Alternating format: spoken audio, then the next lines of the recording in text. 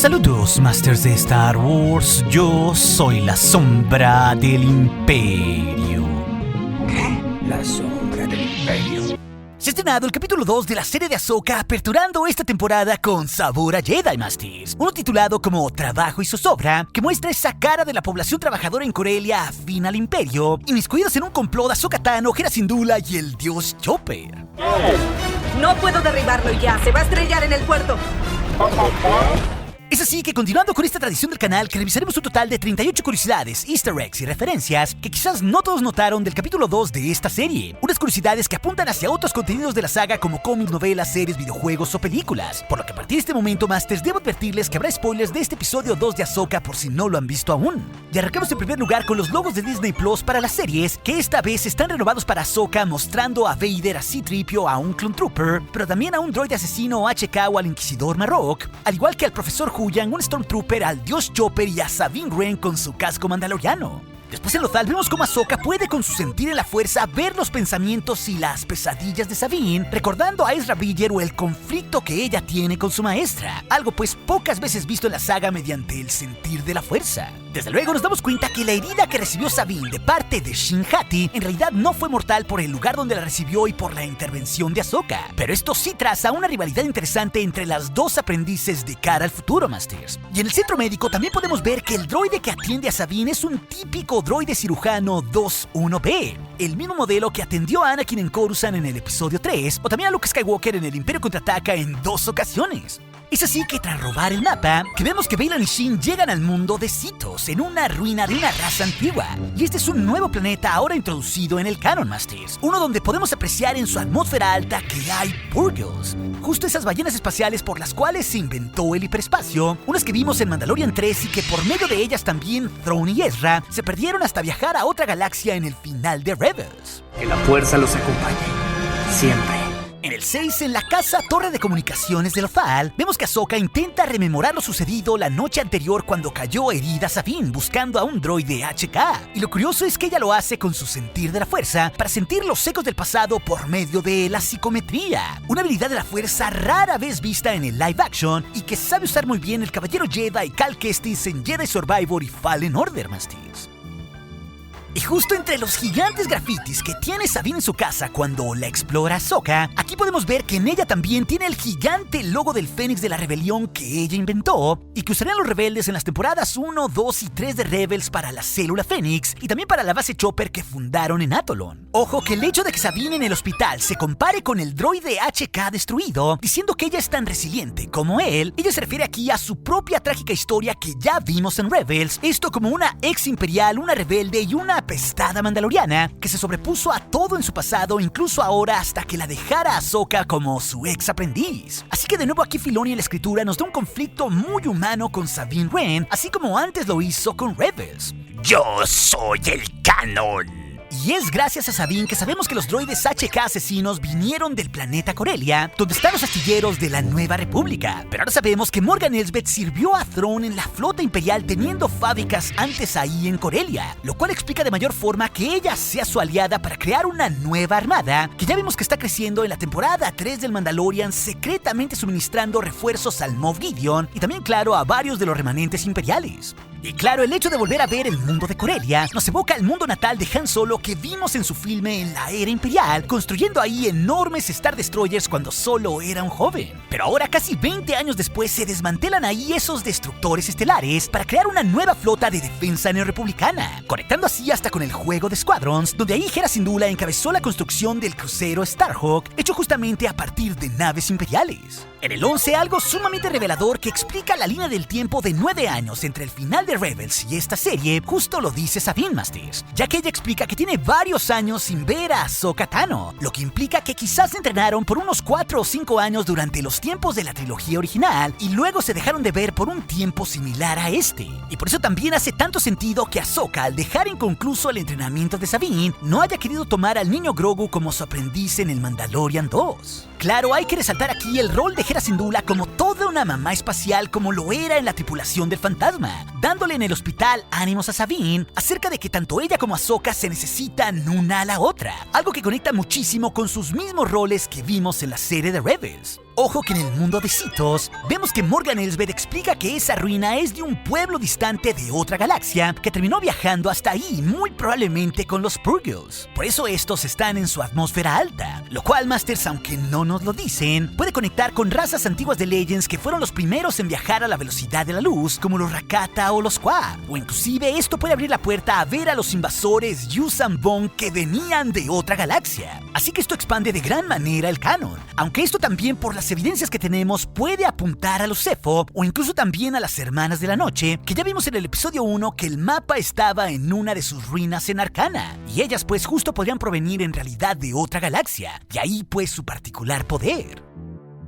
Uno que justamente vemos que por fin usa claramente Elsbeth aquí para liberar el mapa, con esa misma aura de poder verde que vimos antes en Clone Wars con las brujas de Dathomir o hasta con la hermana Merrin en Jedi Survivor. Y ahora podemos entender que ese mapa astral que proyecta aquella ruina conecta mediante rutas intergalácticas a distintas galaxias remotas. Y ojo que esto tiene una alegoría muy similar al mundo entre mundos que vimos en Rebels, que básicamente es un punto donde el tiempo y el espacio se unen mediante la fuerza. Pero lo mejor es que si vemos lo que proyecta el plano, podemos ver claramente Purgles proyectados en los holomapas antiguos como si fueran códices viajando a través de las galaxias. Así que esto nos comprueba que Ezra y Thrawn terminaron literalmente en otra galaxia, teniendo un largo exilio de una década que los dio por muertos en la galaxia conocida.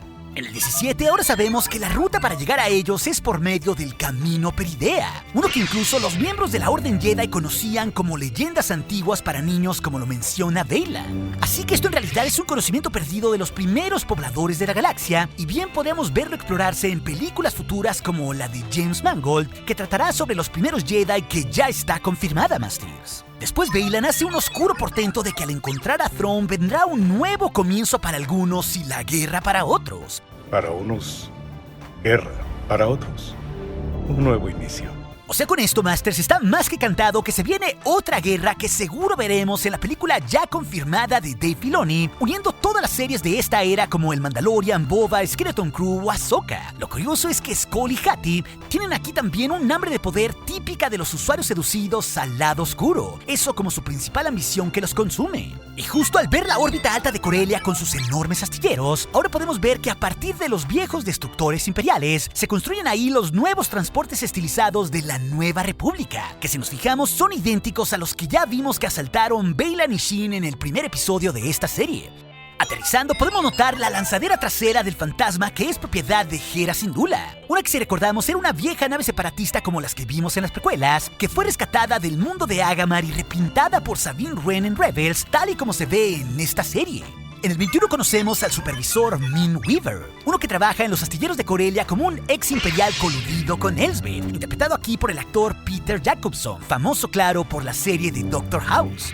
Y claro, también podemos ver el regreso tras Rebels o su cameo en Rogue One del mejor droide de todos, justo el Dios Chopper, uno que se vuelve todo un héroe en este episodio rastreando el transporte que escapa. No nos olvidemos que fue el propio Filoni que interpreta la voz sintética de este droide, esto claro desde los tiempos de Rebels, Masters. Y es curioso cómo el supervisor se jacta de cómo hay pro-imperiales entre los trabajadores, porque su lealtad fluctúa dependiendo quién les pague, no importándoles la política galáctica, ya sea si gobierna el Imperio o la Nueva República. Y esto, Masters, fuera de ser un retrato de conflictos políticos actuales, manifiesta muy bien como también pasó en el Mandalorian 3, que a mucha gente de la galaxia solo le importaba su propio beneficio y que no veían con buenos ojos a la débil Nueva República. De ahí que extrañaran al Imperio de Palpatine y que se gestara después un clon de este en la forma de la Primera Orden.